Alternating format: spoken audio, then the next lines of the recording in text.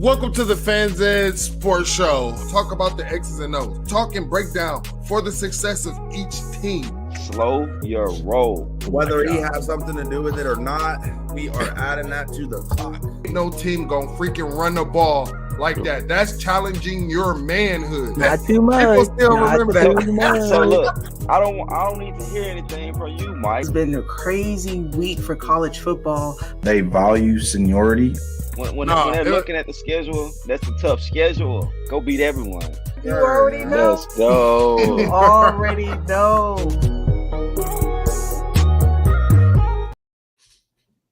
What's going on? What's going on? Welcome to the Fans Edge Sports Show, hosted by your guy. Tonight's show will be hosted by your boy, your very own Cleveland Mike 216_Wild Boy. We got a very special guest here, NMD Grin, Mr. No More Defeats himself, and also produced by your very own Walt K Disney. What's going on, folks? Hey, appreciate y'all having me. Yeah, thank you for coming on, man. We glad to have you. Hey, if you've been here with the Fans Edge for a while, man, Grant's been on, a few times, breaking things down around college football, but also giving us the perspective from the people down in South Florida of the Miami Hurricanes, man. So make sure that you are liking this video. Make sure you subscribe. And also, if you need to find us and connect with us on social media, all of that is in the description below.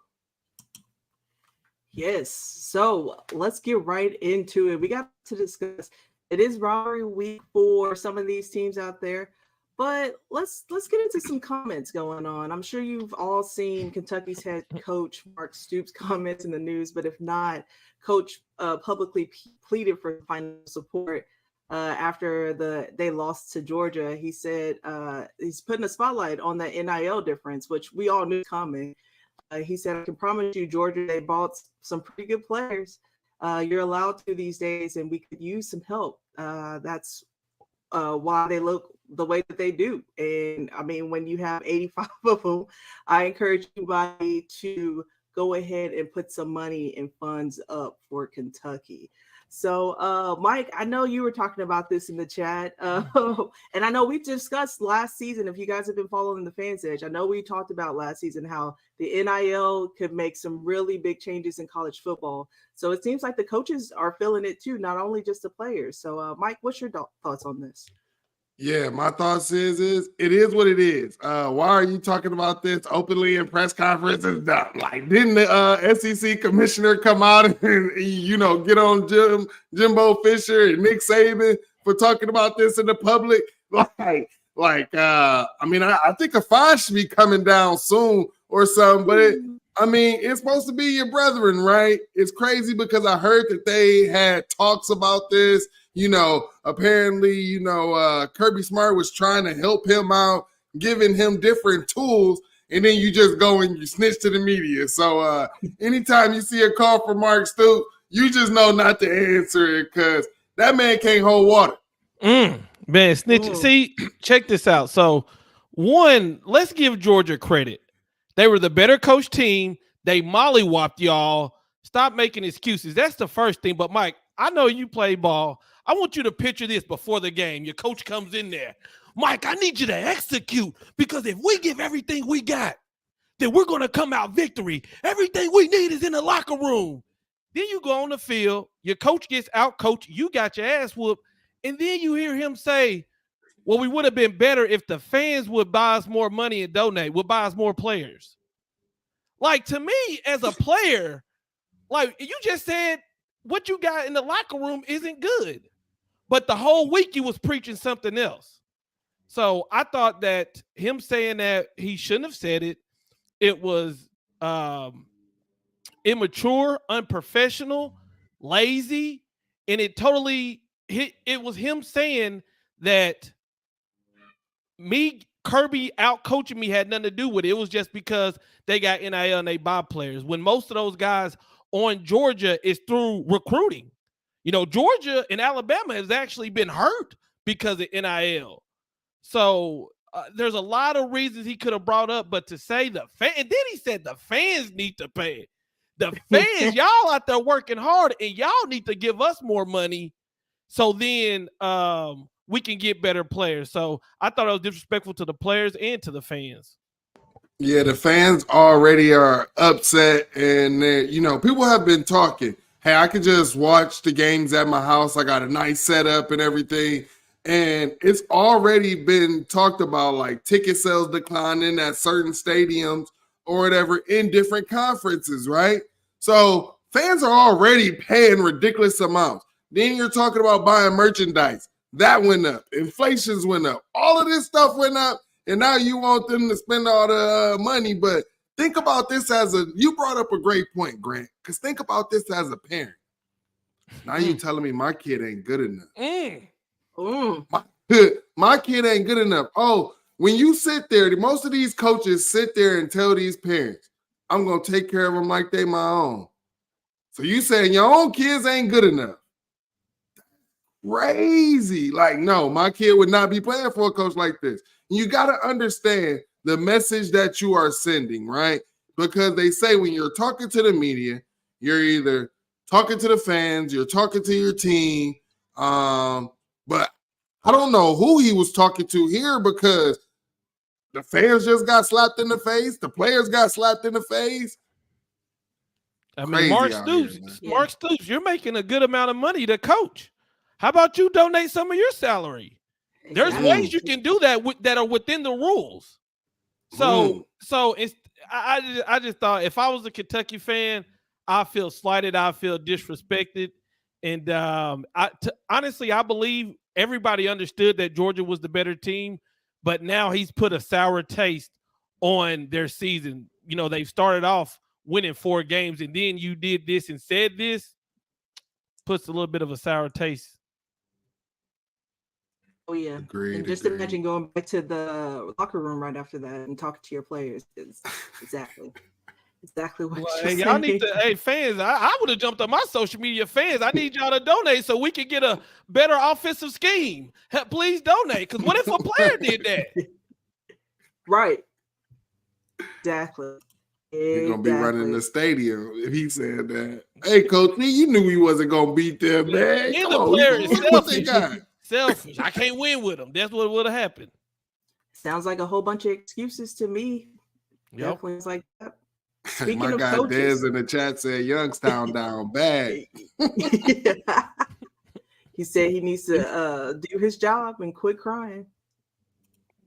But speaking of coaches, we got another one in the news. Penn State head coach James Franklin comments on saying it's basically that's why people are changing their schedules, because you look at who you're going to have to play in our conference, and it's just going to be even more challenging when it comes to that, and that you got to do whatever possibly you can do for the chance to go number 1 and remain undefeated at the end of the season, to get into the playoffs. Because a lot right now, most of the if you see a 1-loss team, then they're really out of the playoffs. And when it comes to 2 losses, you're not even considered. So you going into next year with, the whole playoff and the college football playoff, to see how that's going to match up. It's going to be very interesting how they're going to do with that. So, Mike, before I speak on this, I want to let you go ahead and give your thoughts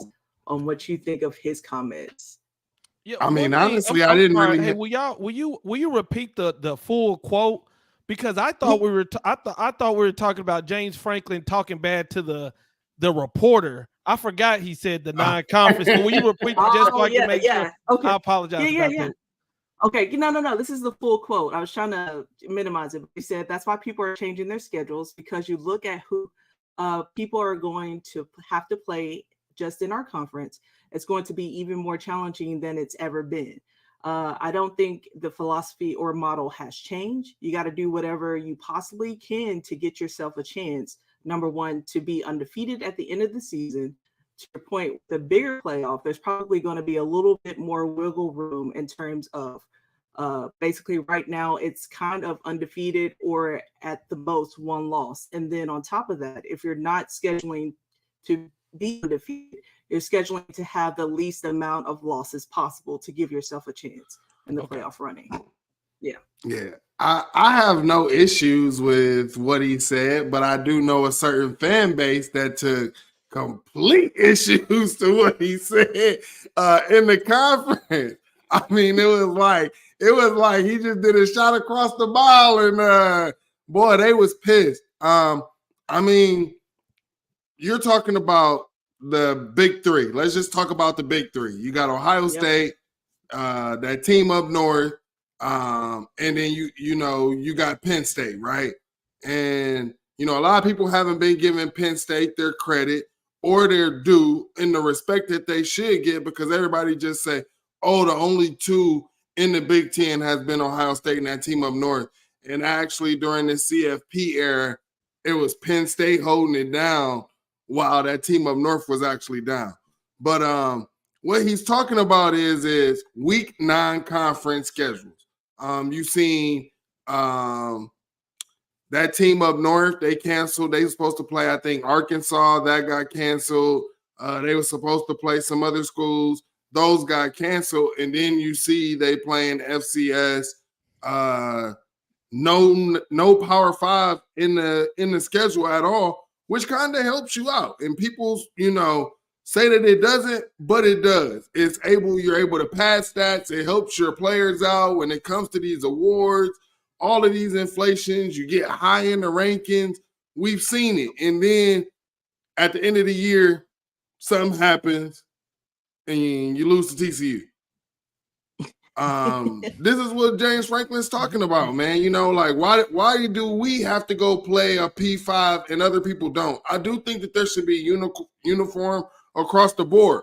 But with the expanded playoffs, hey, you want to get that bye week, don't play nobody. Don't play nobody and you get that bye week. Yeah, I think he definitely was taking a shot at the schools like Michigan and Georgia, who aren't playing much of anybody. As a fan, I'm gonna speak from a Miami Hurricane fan. I wish we would play the best of the best every non-conference game. As a fan, we can go watch it, we can talk trash, whatever. But if you're a head coach, your livelihood matters on this. I'm gonna be honest with you. The fans across the nation winning divisions, winning conference championship don't mean nothing to fans anymore. It's either did you make the playoffs, did you win the playoffs, or not. So if you're James Franklin, I'm watching teams like Georgia and Michigan not play anybody, then it's unfair to a team like who's somebody who played a tough non-conference. I think of like last year when Georgia and Oregon played. It's just Texas, Alabama. Texas, Alabama. You're right. Texas, Alabama. Yeah. Why play those games if you don't have to? Because it sounds all good to say, yeah, you got to play the best to beat the best until it's your job on the line, until people are pulling up your resume. Listen, let me go ahead and play Ball State and Southern Tech, Mississippi, Blue Mountain State. Let me play 3 of them, and then all my players are fresh. You know what? If one of them get in trouble, I'll suspend them from one of them sorry games so it can look like I'm doing something. And then, hey, we'll line it up when we play our rival. If I'm a coach, that's what I'm doing because it's a smart thing to do. I believe the NCAA should make it to where you have to play a certain non-conference games or a certain amount of P5 games to make it fair across the board. Agreed. Shout out to my guy C-Ball. Wine. Appreciate y'all in the chat. Keep it coming, man. Keep it coming. Also, we got a special message from Michael Loriano. He said, please don't say the team up north if you could say the team name, but I don't know if that's just the Ohio State rules or not. I don't think he want me to say the other name. Clip it up. They say that the SEC has gotten away with that for years. I mean, playing cupcake schedules. Who we can talk about this SEC bias and hashtag the fix is in. We can talk about this all day. I mean, we definitely could because I mean, but that's why I've been saying that there needs to be uniform, right? You're talking about a conference that's only been playing what? The SEC been saying they're the best. But when you're talking about only going up against 8 conference games, right? That's all you're getting is 8 conference games. Then you get one game outside of that that's probably a P5 game. So then you only have total 9 P5 games, whereas you have a lot of teams in the Big 10 or the Big 12 or ACC where they're playing 10 P5 games or more. And then when you're talking about a team being fresh, being beat up at the end of the year, and then you sneak in a Citadel right before your rivalry game, like that's an extra bye week. Like those things matter. And that's why, like, when you're talking about like the NFL and the way like the NFL model is scheduled and set up, you don't get that at the end of the year. Your bye week is the middle of the year, right? And that's why I just believe, like, I'm cool. I like how it's kind of been like Ohio State schedule. You know, we have a 1 P5 in the non-conference and then 2 cupcakes. I don't mind the cupcakes because I like the cupcakes as, you know, preseasons, because you really don't know what that team is. There are things and kinks that want to be figured out, right? I don't want to see these teams matching up when they still trying to figure who their identity is in the beginning of the season. So that's why I don't mind those 2 cupcake games. Have that, but you should at least be playing 10 P5 games. Exactly. I agree. And I think it's weird that we go through a season, we start conference play, and then, like you said, it's a random ass team on Alabama's schedule, the Citadel or something like that. I believe they need to try to uniform it all together to where once we go into conference play, the whole nation is going into conference play. And then we can see who's better than who and all that. Because like you said, you know, there's been years where a team does schedule somebody right before they play a big rivalry game. It's a tune-up. So basically, you know, a coach isn't going to disrespect another head coach or another team and say they're preparing 2 weeks ahead, but there has been teams good enough to do that, and they've still done that. I do see that we do have a SEC is the best on the screen, and that's just a total lie and fabrication. There's, I mean, okay, Grant. The SEC is not the best right now, and deep down, you know it. Even Georgia just had their first really convincing win. Alabama struggled with South Florida. They just beat Texas A&M, and everybody's patting Alabama on the back for beating them, but they didn't pat Miami on the back when we beat Texas A&M. But that's a different story. And they played Alabama with a backup quarterback, but that's a different story. But I think we all can agree that the SEC is not the best conference, especially if we're talking about this season. Yeah. I mean, I can definitely agree with that, Grant. And I don't think that we just have to talk about this season's, because, see, here's where SEC fans get. When you're talking about the conference, the one thing that they always run to is who won the national championship. Okay, I give that. That's that one SEC team. They can't play the games in the games for the rest of the other teams in the conference. They can't. And one thing that I think SEC fans do when they sit there and say, oh, in your conference, you play nobody. Oh, you play nobody. And then they name teams like a Minnesota or an Iowa, and then they don't pay it, or Wisconsin, and then they don't pay attention to what happened on the field. Oh, Minnesota got a win against the SEC team. Iowa got wins against SEC teams. Oh, so when they do match up, they are able to play. Oh, and then here was the SEC's excuse. Their second excuse. Bowl games don't matter. Well, guess what we saw this year? That shit wasn't bowl games. That was all regular season L's. That was definitely regular season L's. You're right about that. I don't know how anybody, and another thing that SEC fans do is they don't claim their whole conference, right? They don't claim a Vanderbilt. Right? Yeah. Now they claiming Missouri. The last couple of years, they ain't been claiming Missouri. But now this year, Missouri started off 4-0, 5-0. They claimed their whole thing. So SEC fans, congratulate Georgia and Alabama for holding y'all down. We give them respect, but as a whole, the SEC has not been the best conference, and that's been a narrative that's been dead for a while now. Yeah, So, Grant, does that mean? Do you think that the Pac-12 is the best conference? Who do you think is the best conference out there right now? I think right now is between, from what we know, I would say the Big Ten and the Pac-12, and I'm leaning towards the Pac-12 because I see what Washington doing, I see what Oregon's doing, and then I see what Washington State's doing. So I would give the edge to the Pac-12. Yeah. So right now you have what? The Pac-12, the Big Ten, and the ACC. All three of those conferences still have 3 teams left undefeated. What in the ACC you got Louisville, FSU, and what's that third team? In North Carolina. Yeah. Okay. Here we go. There we go. Thank you. In North Carolina. Yeah.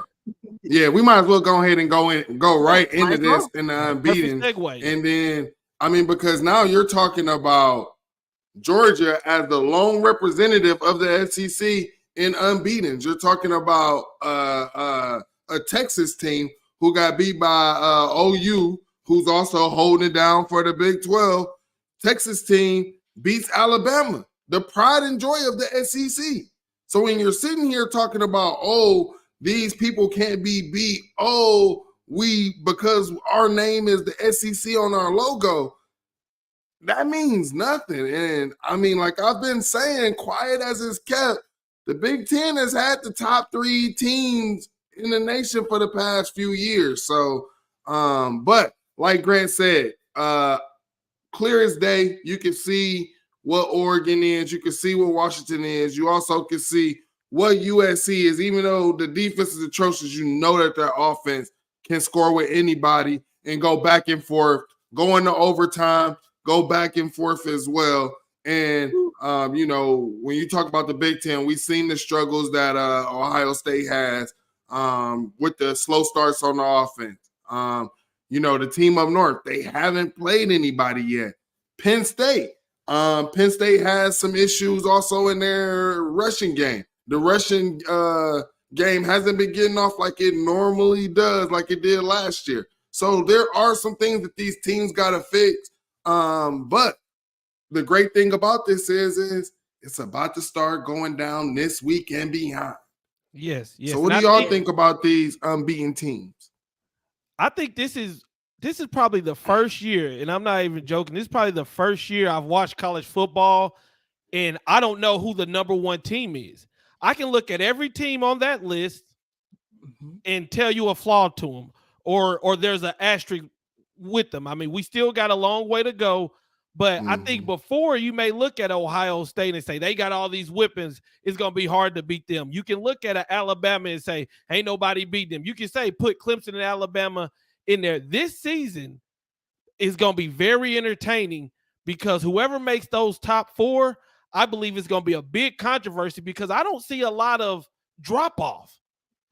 And you can say, okay, this is the top 10 or this is the top whatever, but everybody can debate you on that. Everybody can talk about this aspect of this team or this aspect. So I think this week we're about to start seeing some heavy hitters go up against each other, and I'm just ready to get more data, more details, more information, because right now I don't think there's any team that should be pumping out their chest that they're the number 1 best.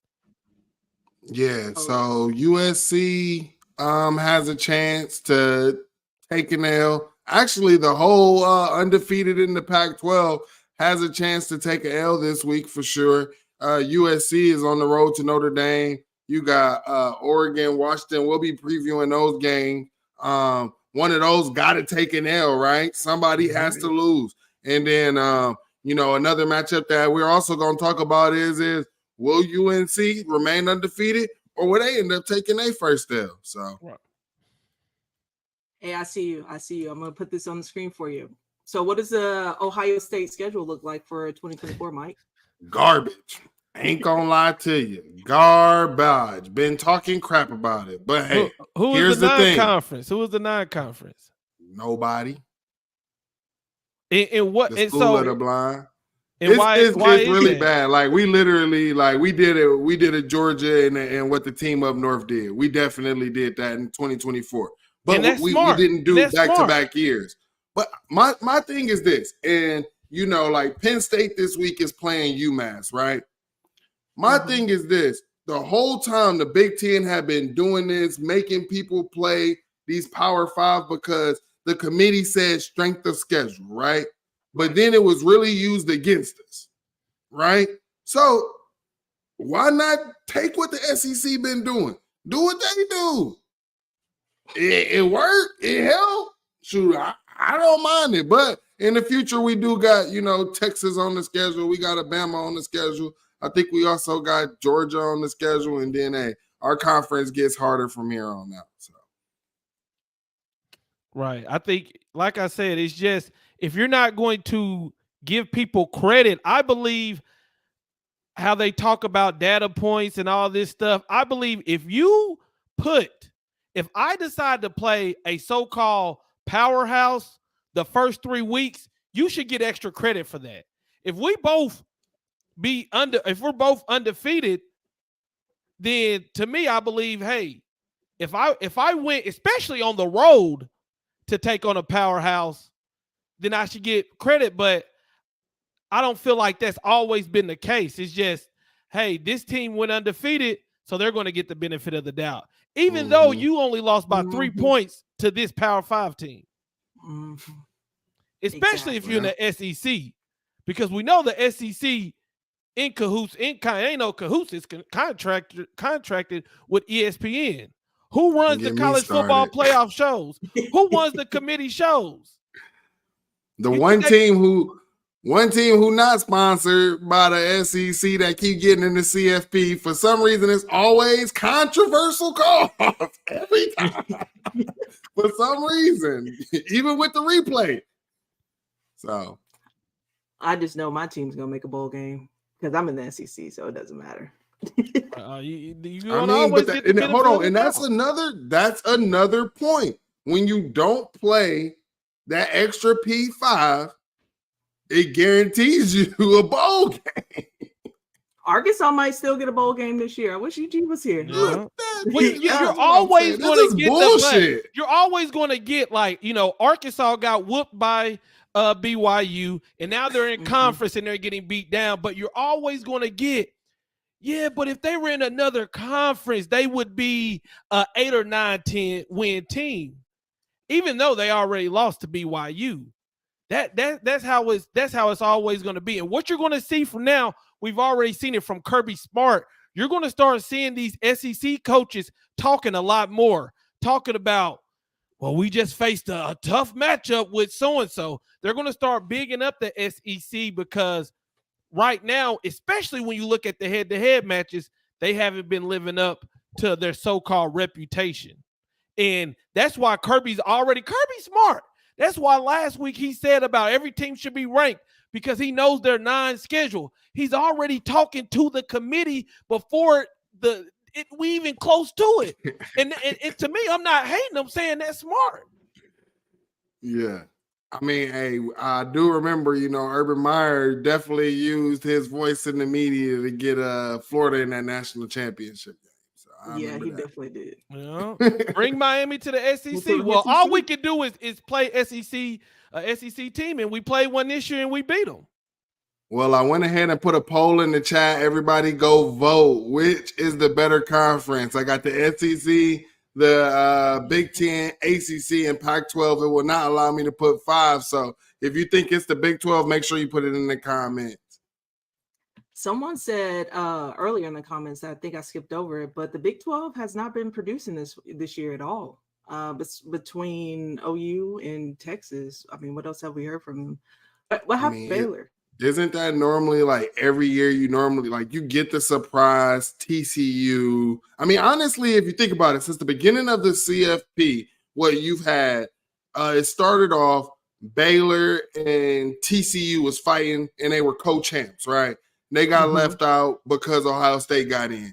And then since then, Oklahoma's been holding the torch. And then every now and again, you get the Baylor or you get the TCU.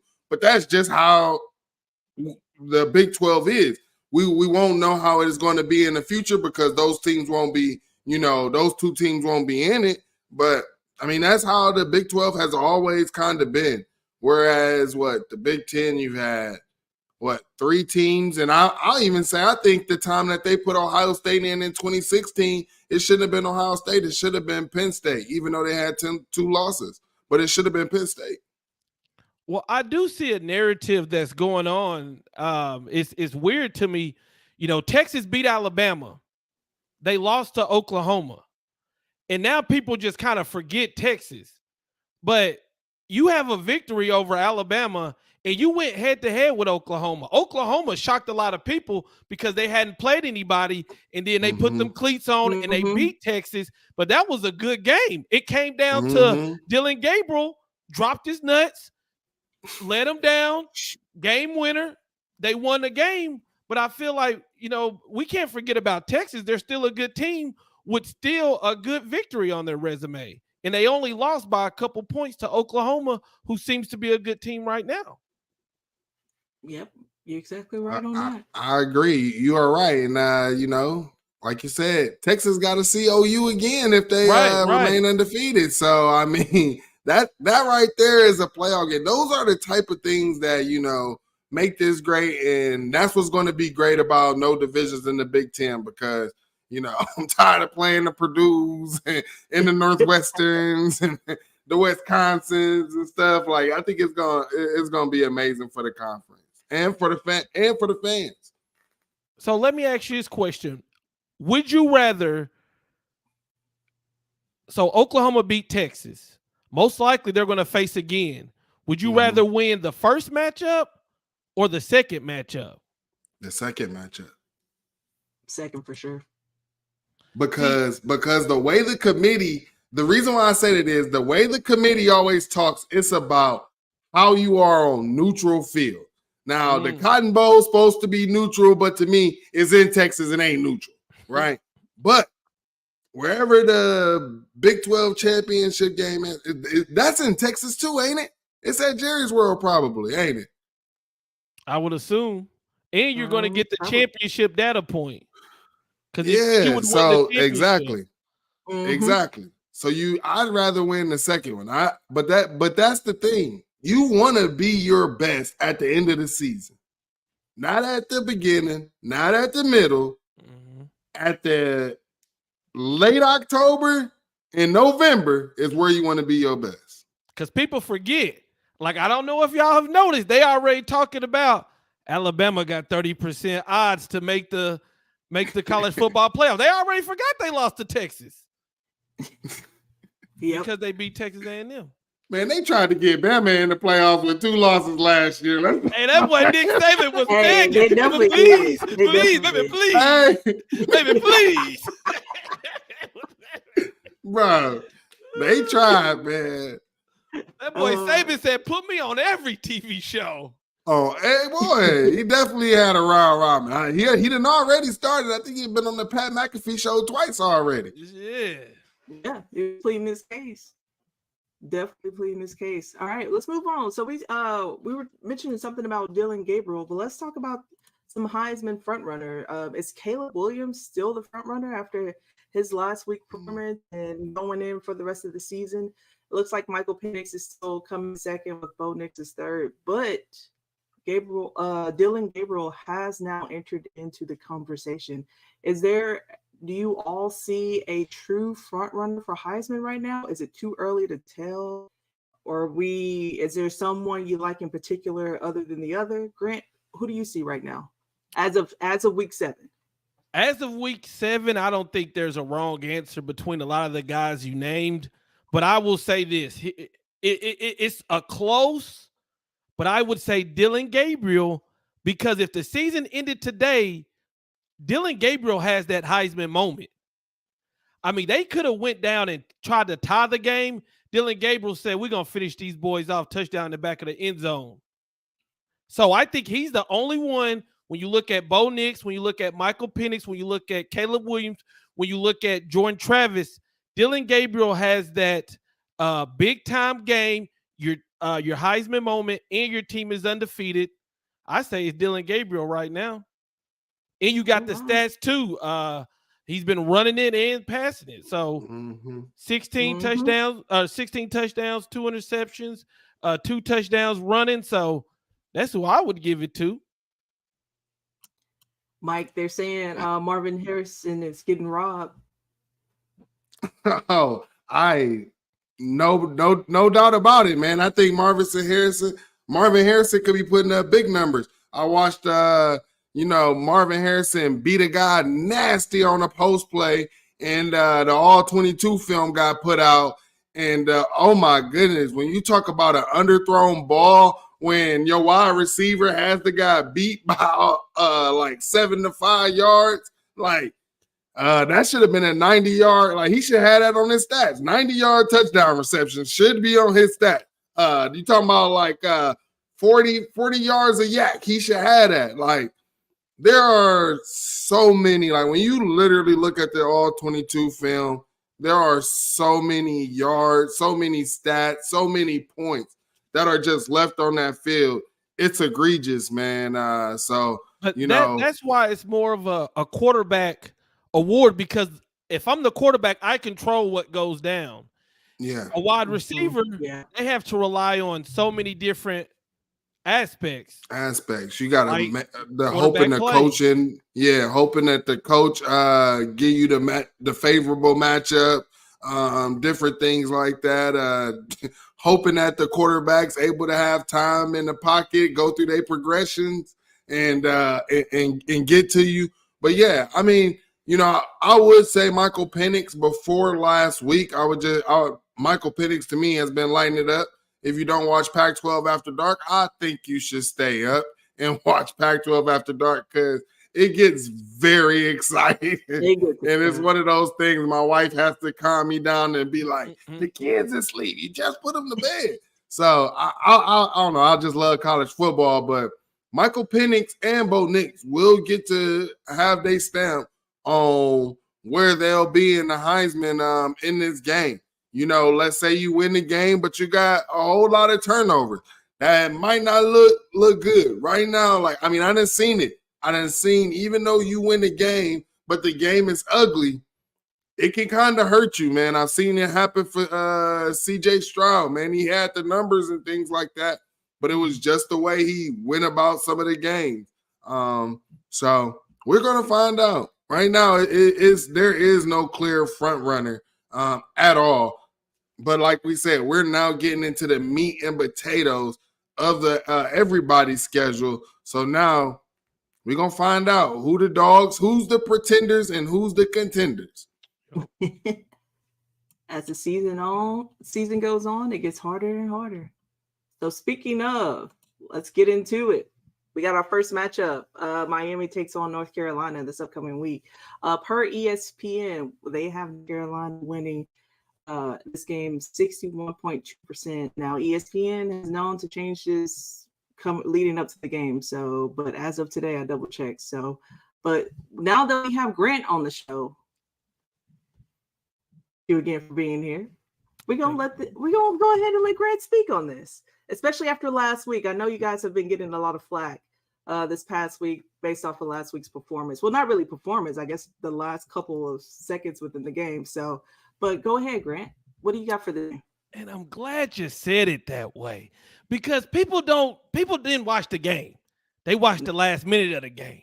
They didn't watch that Miami was winning in every category but turnovers, because Tyler Van Dyke did throw 3 interceptions, but they just watched the last minute and then made a whole opinion about my Miami Hurricanes team off that 1 minute. This is a big game for both of these schools, because North Carolina's schedule, it isn't that tough for the rest of the year. I forget exactly who they play, but I don't think they play Florida State. I don't know if they play Florida State or not. No, they don't play Florida State, who's undefeated, and they don't play Louisville, I believe, who is undefeated. So they need this victory. Miami is a top 25 team. They're 4-1. They need this victory. They're at home. The pressure is on them, because everybody's talking about Drake May. Everybody's talking about Miami need the ball. The pressure is on them, And right now, you want to talk about scheduling. I believe they played Appalachian State. They played South Carolina, a SEC team, and beat them. But nobody talks about that because they only talk about the SEC teams when they win. And they also beat Minnesota. So they beat Miami. You add a top 25 team. And then basically, unless you mess up big time, they cruise into ACC championship. And then you looking farther ahead and you see, okay, Florida State right now most people would say is going to win the ACC. Clemson's down. So they could be looking forward to that. In my opinion, I think Miami, this is a make or break chapter. You can't change what happened against Georgia Tech. And people forget, Miami, they were headed to 5-0, but they didn't take the knee. So they're 4-1. They're a top 25 team. There are a lot of teams, a lot of them, who wish they were 4-1, but they're not. Yeah. So the best thing for Miami after to lose that way is to play a good team, a top 15 team. And I believe Miami can go in and get this victory. And one reason I believe that is because it's going to be rainy, it's going to be nasty, and that plays in our part because a lot of what North Carolina does is with Drake May. And Drake May, if you haven't watched his tape, you should watch it. You will thoroughly enjoy it because he's an amazing quarterback. They got Nate McMullen. Everybody's talking about Tez Walker. I'm talking about Nate McMullen because he's a baller. But they're going to have to be able to run. I think Miami's going to be able to run the ball, use the clock, which with the new rules, it limits your possessions. With the weather, I think Miami can bounce back. And this is Mario needs this. Miami needs this because of what happened last week even more. They said this is the second time Mario did that in his career. It was a similar conversation when he was with Stanford, and I'm glad you brought that up, man. Hey, you're the host of the year, because Mario did do something similar to this in 2018. It wasn't the same. It wasn't near as bad. Yeah, it wasn't near as bad. This was downright terrible. This was just. It was booty. But what I will say is Mario was able, after he did that in 2018, Oregon won 2 back-to-back games versus ranked teams. So he did that. He made the mistake. He was able to go into that locker room, look those men in the eyes, and get them to go out and perform the next 2 weeks in which they beat ranked teams. Hopefully, he can do that with Miami.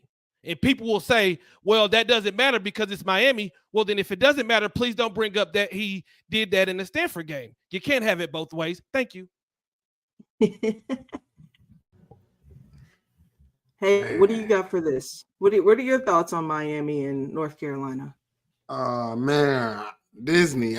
You remember we did the breakdown video with Grant last offseason, man? I was sipping on the Kool-Aid. They had all these coaches, was drinking the Kool-Aid. Man, then all of a sudden, it kind of disappointed me because right after we put the video out, these reports started coming out. Josh Gaddis didn't call plays. All of this other stuff started coming out, and I'm like, oh, this can't be real. This can't be real. Then I'm seeing him. He jumping on Twitter to defend it. And I'm like, oh, yeah, that's red flag number 1, man. But, honestly, they got one of my young bulls over there, Mark Fletcher, man. I've been rocking with that guy. So, I keep up with Miami. And before last week, Tyler Van Dyke has been having a pretty good season. But they're going up against Drake May. So when you're talking about quarterbacks, I mean, I'm just talking about Ace Boone Coon, like top shelf liquor right here when it comes to talking about Drake May and the comparison of other quarterbacks.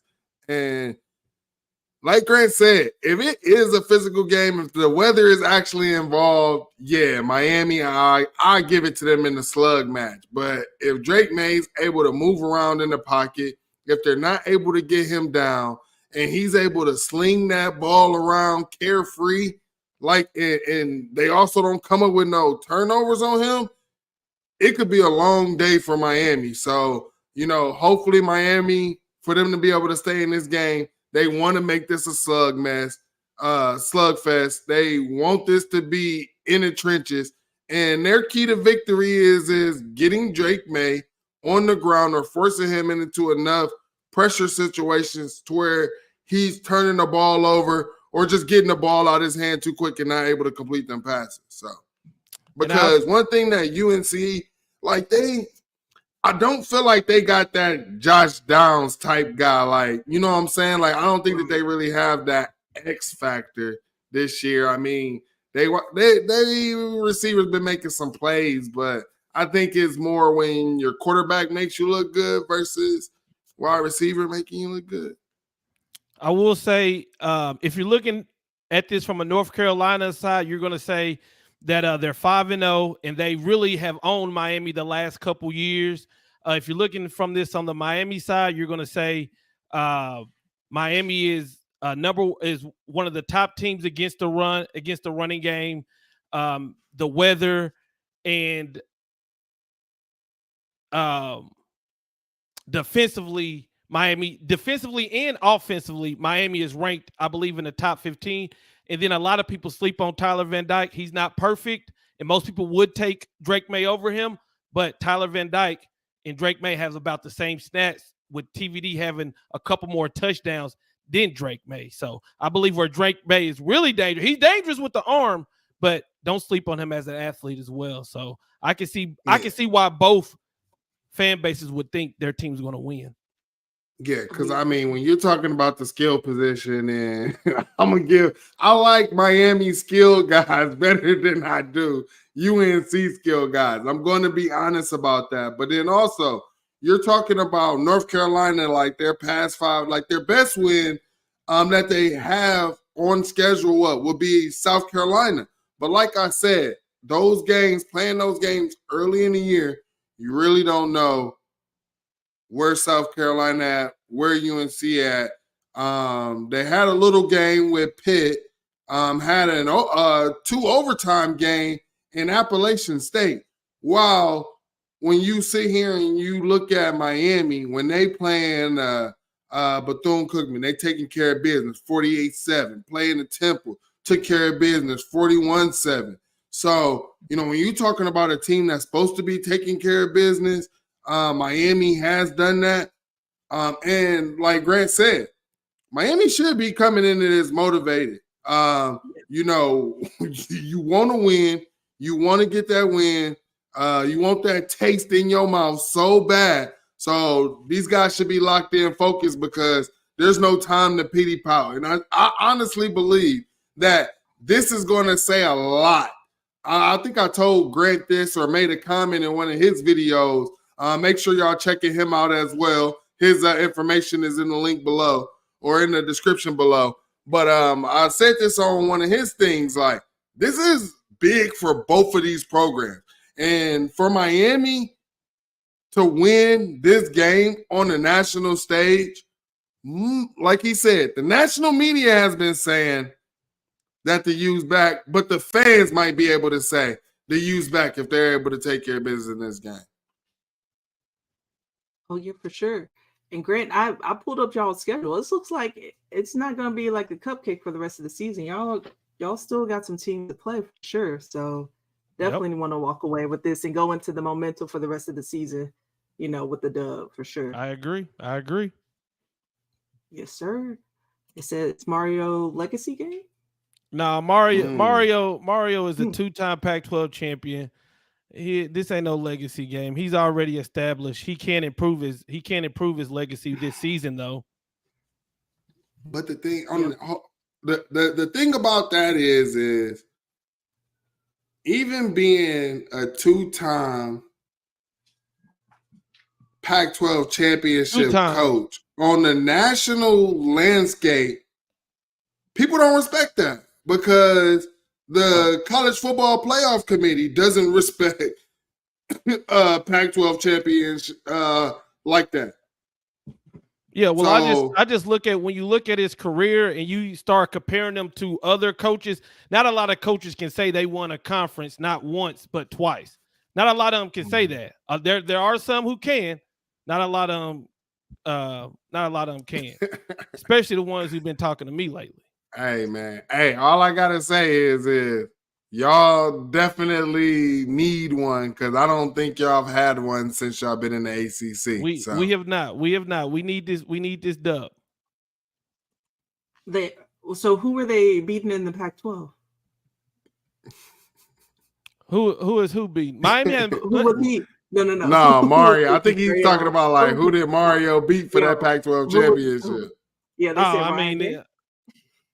No, but he has beaten Ryan Day head to head. No, he's beating Ryan Day without his best defensive player in Anthony Brown. Who exactly?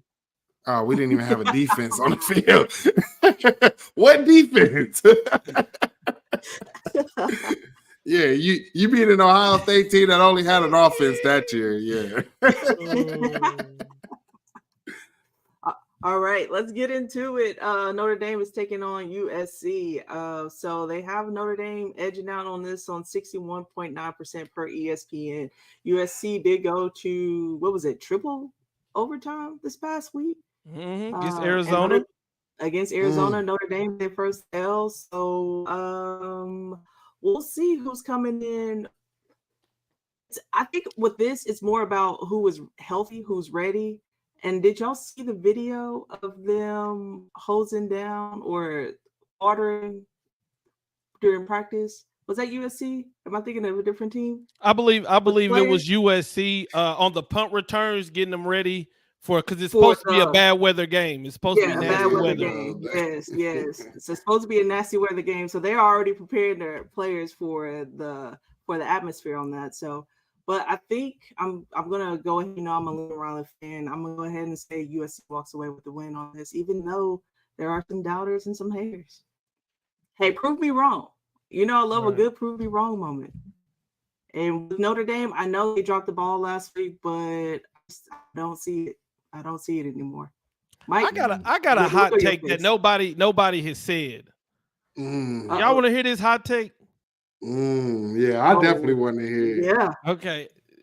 I believe Sam Hartman is not built for this Notre Dame offense. He's not the quarterback.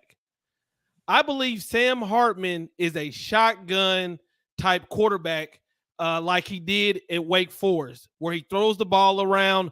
Marcus Freeman, he wants this Notre Dame personality to be a nasty, run the ball. And he I don't feel like he's let Sam Hartman loose.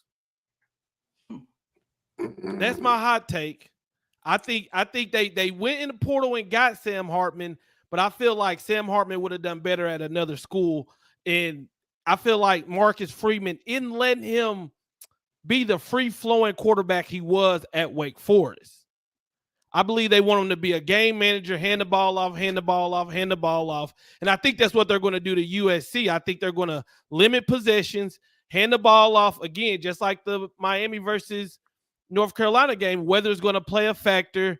And this is a big-time rivalry. Notre Dame, USC, big-time rivalry.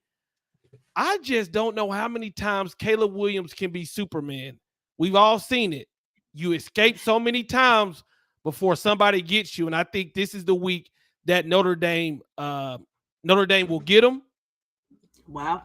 But I do think Sam Hartman, they need to let Sam Hartman throw the ball later on down the line throughout this season.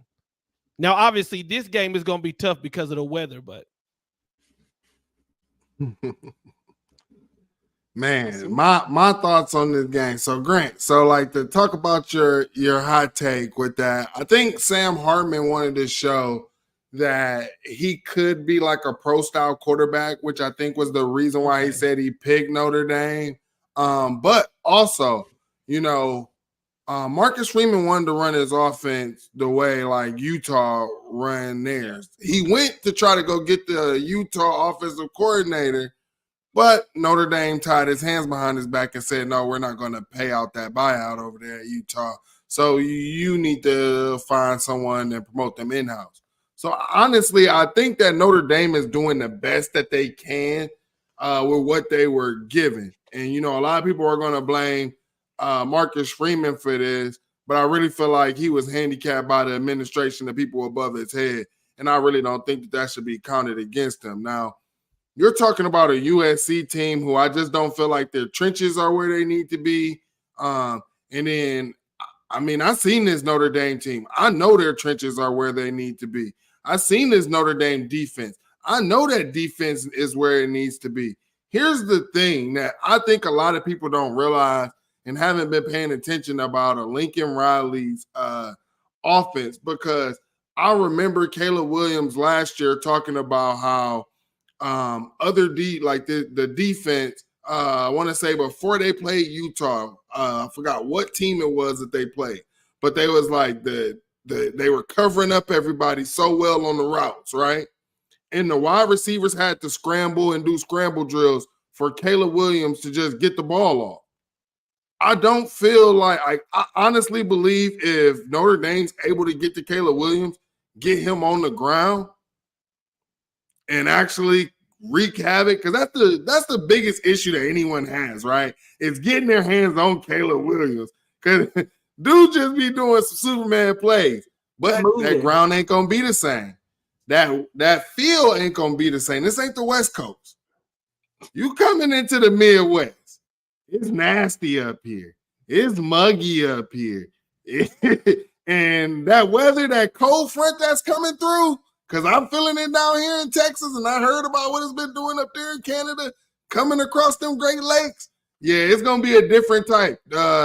Just being able to throw the ball in the air, you'll see with the way the wind's swirling and different things like that. If this game comes down to a ground and pound, give me Notre Dame. And like Grant said, bro, like he can't be Superman every time, bro. It's gonna catch him. And shout out to Alex Grinch, because he took the worst safety from Ohio State in Ohio State history, took him on over to USC. And then you know what they did? I seen a clip of this man defending his defensive coordinator, Alex Grinch, and then they flipped the camera back on ESPN. And then it's the quarterback going up top on who? Bryson Shaw. Yeah, I mean, I think another important factor is, will the true freshman Branch play for USC, because he's missed the last couple games. And that kid, I mean, he can score from special teams on offense. But the bottom line is, will USC be able to stand up? But I think Notre Dame's going to get him. Yeah, I'm trying now, to there figure out that. are some comments saying, will Notre Dame be able to put up as many points as USC? They don't have to. I'm going to tell you, hold on.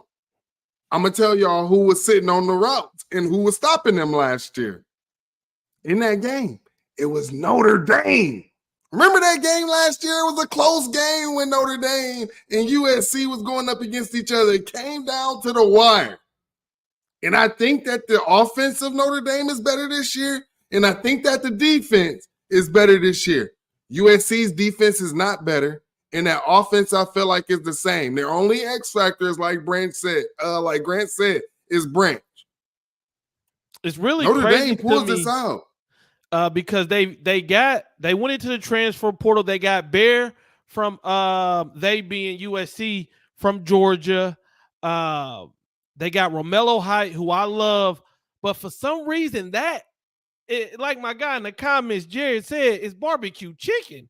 I mean, every game I watch at USC, Colorado, Arizona, they're doing whatever they want to, and you only can go out throughout a season living on defense. You got to make one play before you run into a game with nasty weather, a good defense, a team who can run the ball, and then you throw a tipped interception, and Notre Dame's able to beat you. And I think that's what's going to happen in this game. Luck is going to run out, because Caleb can only do this so much.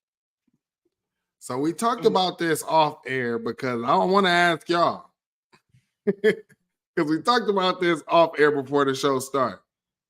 Does Alex Grant keep his job if they lose this game in South Bend? Does he make it to the 2024 season when they enter the Big Ten? I personally think he should have been fired, But Lincoln Riley is showing loyalty to him. Like, this isn't something new. This isn't like, this goes back from Oklahoma days. And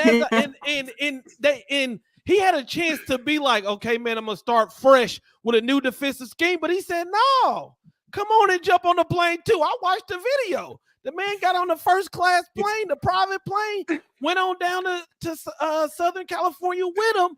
And then the same exact thing happened. And then they went and got some of the players I mentioned out of the transfer portal. They got y'all the safety out of the transfer portal.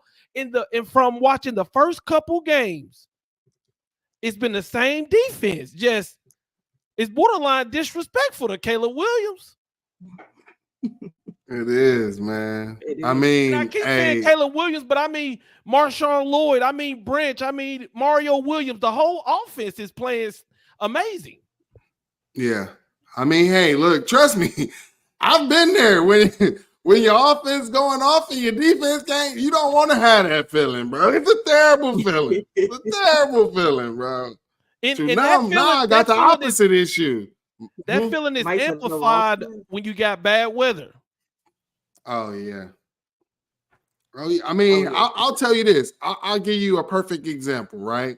Ohio State 2015 had everybody coming back just off of the national championship. Got all of these first-round picks on the defensive side. Didn't have a coordinator on the offensive side. What happened? Bad weather game against Michigan State. 17-14, we lose.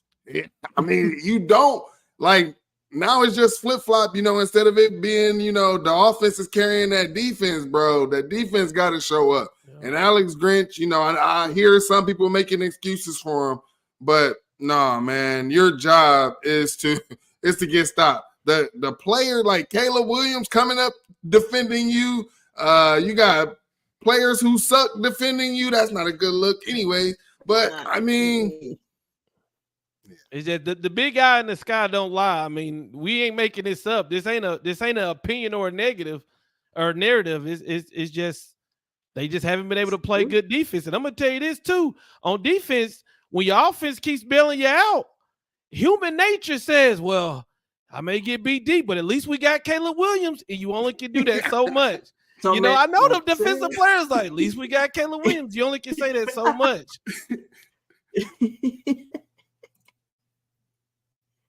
They say U.S. Players on defense that just aren't good at coaching. You're correct on that. Yeah, so we'll see. Pretty much, I mean, between Sam Hartman and Caleb Williams, pretty much almost consistent throughout the season. So we'll see. It's going to be a neck and neck game. I'm really looking forward to this. I love rivalry week. So yeah, we're definitely going to watch this and stay tuned because, Best Damn Media, for sure, we'll have something on all social media. So make sure you all are go ahead and liking and subscribing so you can tune in to know when we do drop things.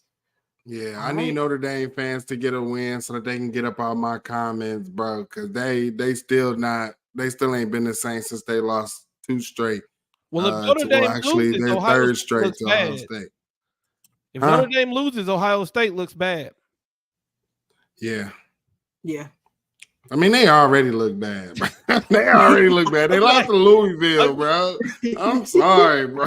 But you're supposed to be a blue blood. All right. And we got Washington taking on Oregon this upcoming week. That man, Bo Nix, gets another Heisman front runner, Michael Penix. So they got Oregon coming out with a dub on this per ESPN. With 54.8%. Looking at quarterbacks, I mean, we're looking at the same touchdowns, interceptions, almost yardage. So we'll see who walks away with this. I think after this game, we might really see who is the high front runner on this. I'm not sure who Oklahoma plays this week, but I think for sure we will be able to tell the difference between Bo Nix and Michael Penix on this. Mike, what's your thoughts on this game going into it? Man, here's the thing. We could talk numbers, we can talk all of that.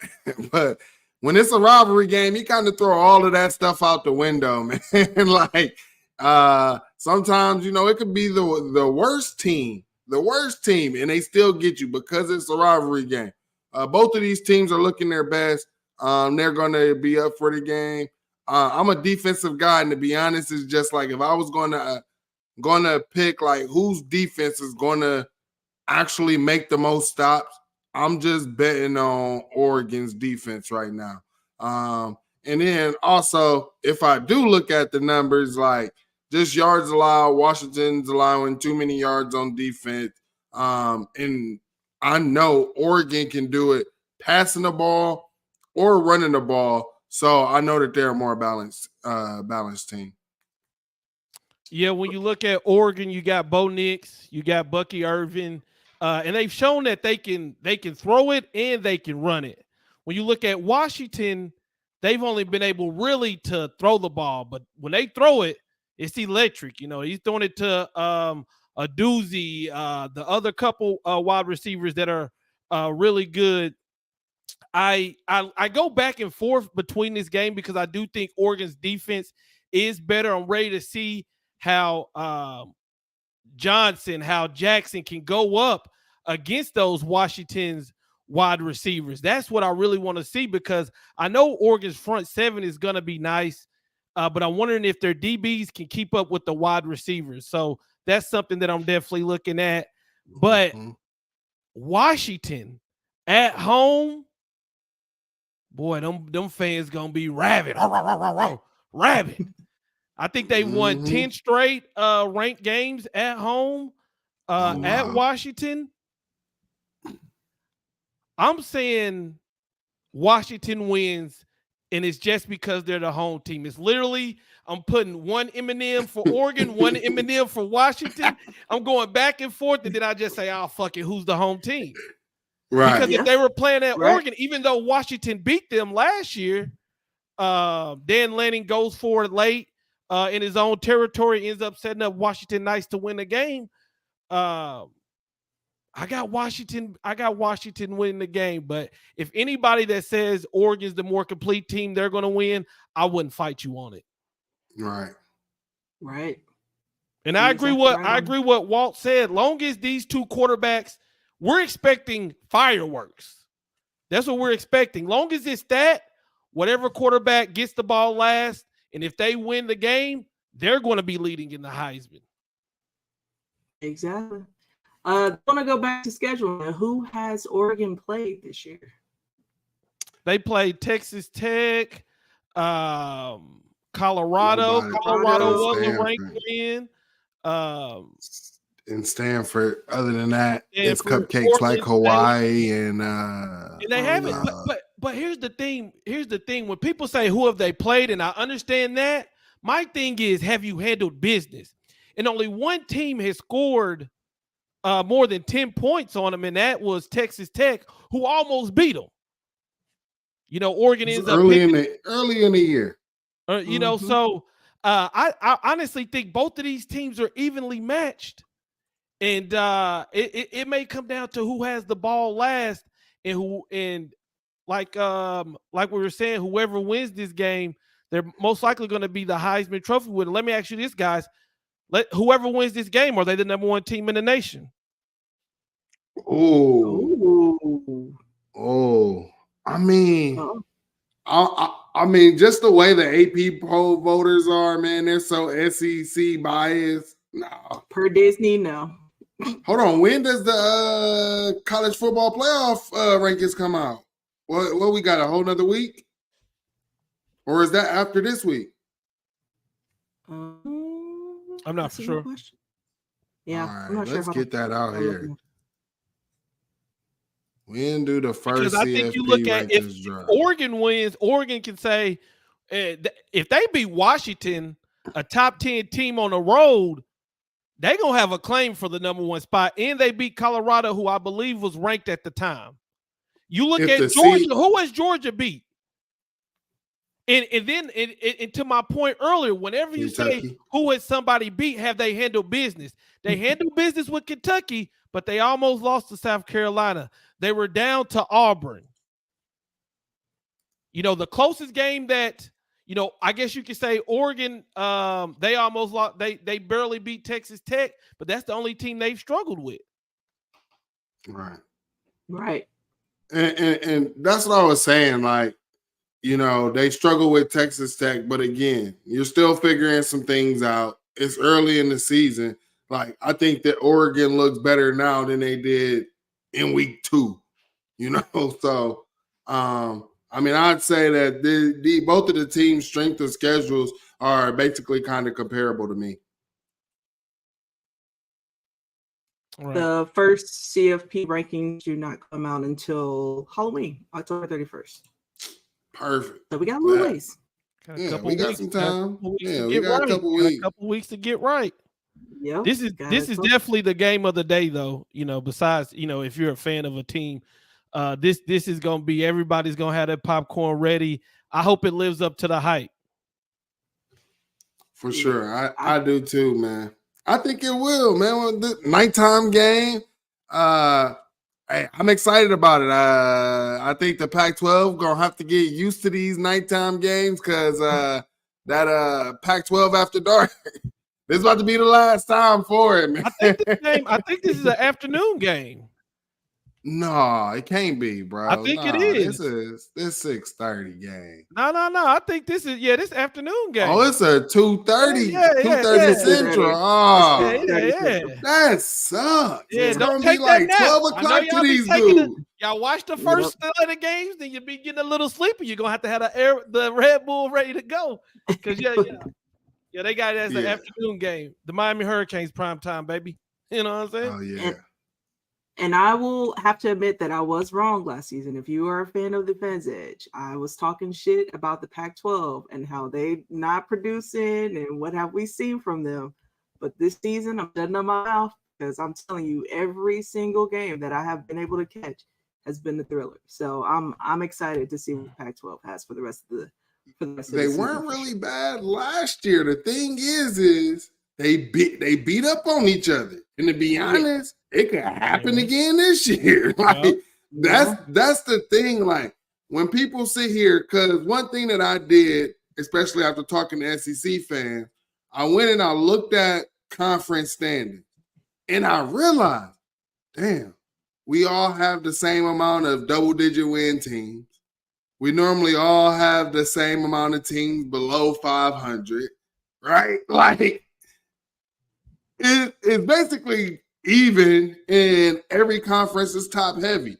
So that's why I'll talk and I'll debate the best conference stuff, but I'm just not going to sit there and let the SEC just have it just because one team won a natty. No. Well, this is the difference though. The SEC gets the benefit of the doubt. So, for instance, you always got to look. A lot of people get drawn to the first 4. You got to look at who they're ranking at the bottom of the rankings. So, for instance, Georgia plays Kentucky. They rank Kentucky. Georgia's going to get credit for that. Maryland, who was 5-0, Ohio State beat them, but Ohio State won't get credit for that because they were an unranked team. Exactly. That's where the difference becomes, because the SEC bottom feeder teams will always get that little bump. We're going to throw them in at 25. You know what I'm saying? We're going to throw them in at 24. Oh, not even just that, Grant. Like, see, because on here on the Fans Edge, we talk about this just about almost every year, how much I hate the AP poll and what they be doing. Because last year, I told people when they put Arkansas in the top 10, I said, I doubt they'll even finish in the top 25. I don't understand what we were doing. And they was like, no, look at this and look at that. And no. And then what happened? It's same thing with Kentucky. Even Kentucky last year, they ranked Kentucky last year. And we saw what happened. But see, here's what the thing, because I think somebody, an AP voter, might have been watching the Fans Edge because I messed it up. Grant. Because normally they would rank a Maryland. They sneaked them right in at 25, 24, and then kicked them right back out after the Ohio State beat them. But they didn't even do that this year. I said, they watched the Fans Edge. Snitch. They didn't caught on to it. It's so, and I hate, and like I said, you'll never see me discrediting what Georgia, like I said with the Kentucky coach, Georgia's just better than you. Don't talk about them buying players. They're just better than you. I'm never going to discredit what Alabama's done. But when you start, if you're going to talk about conference, let's talk about from top to bottom, and let's give every team the fairness, because it's crazy to me that no disrespect, Walt, no disrespect, but Tennessee got ranked, and then since Florida beat them, Florida got ranked all of a sudden. And I'm like, have you watched this Florida team? And then they get beat by Kentucky. And what happens then? Kentucky gets ranked when Florida should have never been ranked. You're right. You're exactly right. Hey, don't come from Joe in the comments. Let's not do that. Tennessee, we staying quiet over here. They told me it was Joe Heisman season. That's what they told me. And I was a believer. I was drinking the Kool-Aid too. I was pulling up Michael Laureano's old tweets about Joe. I was ready to back Joe up. I was ready to throw it into Michigan's fans. And then he played against Florida. I said, you let me down, man. I couldn't even troll that night. And we watched Joe Milton get embarrassed by Indiana, struggling against Rutgers. Yeah. Just like I tried to tell Florida fans, I'm like, Graham Mertz ain't nothing special. Like, he's not going to win you the game. Like, he's not going to do that. So, Nope. But, they don't think that we watch football here at the Fans Edge. But you should definitely be tuned in every Wednesday. Make sure you hit the like and subscribe button. Grant, man, tell the people where they can find you. What content do you bring to the people, man? Because us content creators, man, we gotta stick together, and we're always promoting each other's stuff, man. So let the folks know where they can find you. Yeah, man, I appreciate y'all having me on. I had a good time. You can look me up on YouTube, NMD Canes. That's my Miami Hurricanes main channel. NMD Sports. That's where I just talk about a lot of sports topics. And then I have my TikTok, which I've been going heavy on, at Grant Speaks. So, and then you can find me on Twitter at NMD Grant. So that's where you guys can find me. And I appreciate everybody in the chat. So yes, thanks, Grant, for coming on. We really did enjoy you. We'll definitely have to have you back. Y'all got some tough matchups later on in the season, so it'll all be good to have an insider and down on those games. So we appreciate you sticking around for the last hour and a half with us. As for me, you can find me at Walt K Disney on all social media platforms. Go ahead and slide in those DMs if you want to get into some topics, or if you want to do the show. We would love to have you.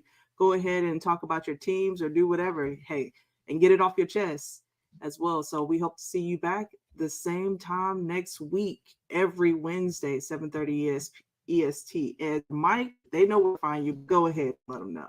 Yeah, you can find me on Twitter or Instagram at 216_wildboy. Make sure on Sundays you are following us at 10 o'clock a.m. Eastern Time, Buckeye BS. We're there every Sunday, bright and early. I'm here every Wednesday. And then on Saturday, after the Ohio State game, we are live on Mark Rogers, the voice of college football, Ohio State. So make sure you're checking us out there every Saturday after every Ohio State game, man. And we also have our Discord that's right there in the description as well. Make sure you click that link, join up. We got different type of fan bases in there. We talk NFL, NBA, music, all different types of stuff. And sometimes, I like to have my little Sunday R&B jam session, So, if you remember waking up to your mom cleaning the house, playing that good music, man, just come on, hop on over to the Discord. Check me out, man. Hey, and with that, we appreciate y'all for sticking around. It's been a great show, and we hope to see y'all next week. And with that, we are out.